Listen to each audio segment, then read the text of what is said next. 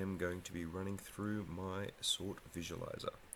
So I've already opened up the program up in code, and I've already minimized all these functions so I can speak through them.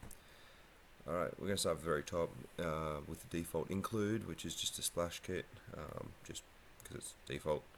I've also got num values defined to be set at 100. So we're going to move right down to the very bottom so I can show you the main. This is basically exactly the same what was done in the demo. So in the main function we're defining a variable, array, and it's going to be set to the array length is going to be set to 100. Then we're going to open up a window, 800 by 600.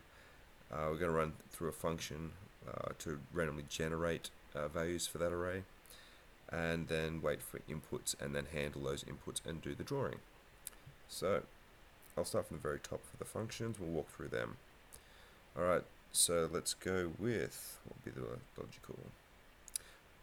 Let's go random fill array. So the random fill array, for this to happen, basically what it's doing is it's taking the array, including the size of it, and it's just going to randomly be populating every one of those values between 1 and the screen height as per this. Alright, so that's the random array. We're going up to, let's go with handle input. This is very similar to what you've had. I just added a few extra keys. So R still does the random generation of the array again. S, as per the video, is just the bubble sort. I had to do a bit of googling to work out what sort of sort I went for. I went for the Stooge sort solely because it sounded amusing. After I ran that and compiled it and realized it was actually pretty slow, I then googled what's the fastest way to do sorting, which came back with the quick sort. So I'll explain them as we go through. So that's just the input. Scroll up, the input. So happy with that. The draw sort, again, same as the video. Don't need to elaborate too much into that. As well as the draw values. Basically quickly go through it, setting it to 0, the y height, y is an int, rectangle height, rectangular width. Going through this, we're going to increment through the array again, and each one of these we're going to be drawing the random array. So each value is going to come out, we're going to draw a rectangle based off the height, and then filling it in with a nice color red. So that's a bit of fun.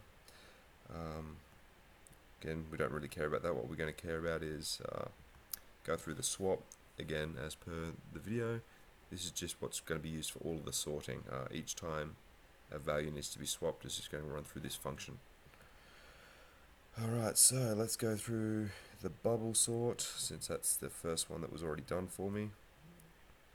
Sorry about this scrolling thing, it's not doing a very good capture. Alright, so the bubble sort, again we're taking the array and the size. I've got a note here, it was the slowest of the sorts. We're going to increment through each one of the values of the array, sorry, each of the elements of the array.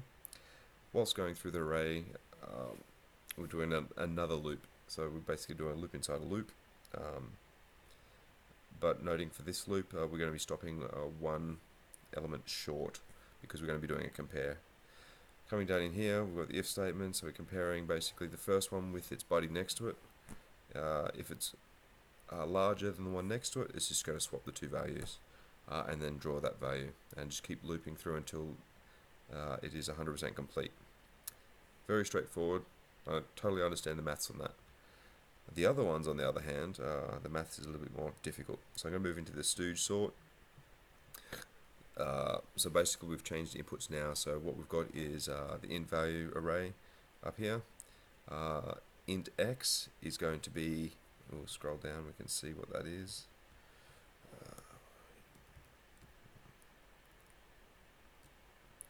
Let's go to handle element. So for our Stooge, we're starting off at 0, so I'm assuming that's the 0, that is the 0 position of the 0 element. and then again we're going to be doing the end element -1, so it's going to be the last position of the array. Okay, so we're going back up. Quickly going through here, if x is equal to or greater than, if the 0 position is greater than or equal to y, it's going to return, and that's pretty much it. Game over. Everything's sorted. When that's not the case, what we're going to be doing is comparing x with y, and then doing the swap values. So again, not much is happening in here.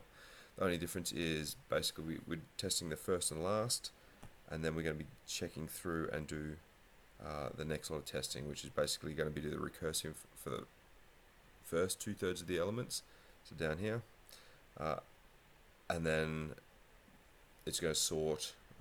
As you can see, we're just basically rerunning this function within itself with the values differing. This is going to be putting through the sort for the first 2/3 of the element of the array. Once that's complete, it's going to be moving on into the last 2/3 of the array. And just to confirm, it'll go back through again and do the first again. Very complex for a small amount of gain. It's quite complex. I'll show you that running through once we've finished running through this. We're going to go up to our final one, the sort one. This is approximately 300% faster than the other two, just spitballing. I do not understand the maths at this at all, but I can talk through the code. So again, we're doing the compare. Correction, I'll start up here, the inputs. So again, we're putting in our array, we're putting in 0 basically here to start with, which is going to be your first element, and this is going to be the last element, so size -1. Alright, so it's going to come through and it's going to be generating a pivot. For starters, it's going to move the pivot to the very end. We're setting that there, and we're also generating a count. This count is going to be basically the split between where the elements are smaller than the pivot and where the elements are higher. So it's kind of like that point there. Then we're going to be working through the array from x all the way through to y. So I'm just going to go through a lovely loop here, which we've seen many times before. Alright, so now what's going to happen is we're comparing the value, the element. If the element is less than or equal to the pivot's location, it's then going to come through here and do the swap values. So it's going to be swapping based off the count. So the count at the very start, that's going to be 0, because that's the first iteration of it. And then it's going to be swapping it with I, as per here. It's going to redraw it, and going through, it's going to also increment the actual count, just so we continue. Alright, so once that's done, it's going to go all the way through there, and then it's going to come down to this. This is where the voodoo stuff pretty much confuses me. Even with the notes, I haven't done crazy maths yet. Either way, again, we're running through the same function again and putting in different values. So basically, this one recursively sorts from left to right of from the left side of the pivot. So when we've worked out that pivot point, it's going to sort left, and then it's going to sort to the right side of that pivot, and it's going to loop through that. That is substantially quicker. All right, so there's my code, poorly explained. Okay, now we're going to come over here. I'm just going to compile it again to handwrite or whatever. SKM Clang ++.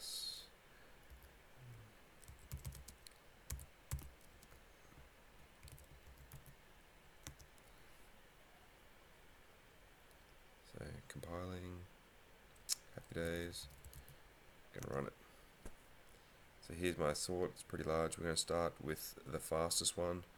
So I'm going to do the quick sort just to give you an appreciation. So quick sort.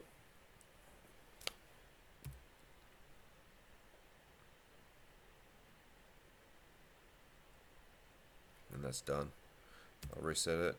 We're going to be moving on into the next one, which the next fastest. Correction, this is the bubble sort. This is the slowest of them.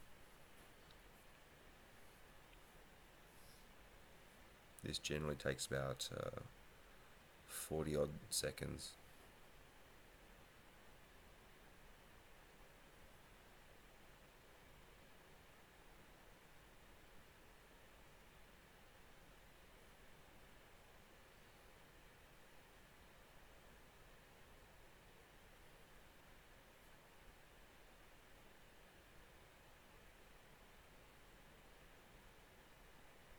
So again, this one is just the simple bubble sort. As you can see, it just looks like the highest one's bubbling to the top. Reset it again, and now we're going on to the stooge sort. It's quite visually appealing to watch, but it's not exactly very fast.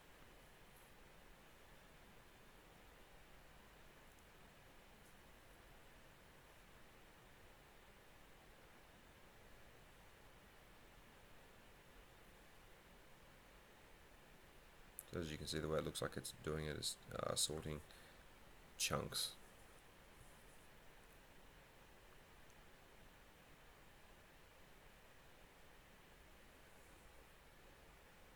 There you go, and complete. So that is my 3 sorting methods. We have the original bubble sort. The last one there was the stooge. Picked it solely because of the name. I thought it was funny. And the quick one, which was quick sort. I'm Keith, and thank you for listening to me. Bye.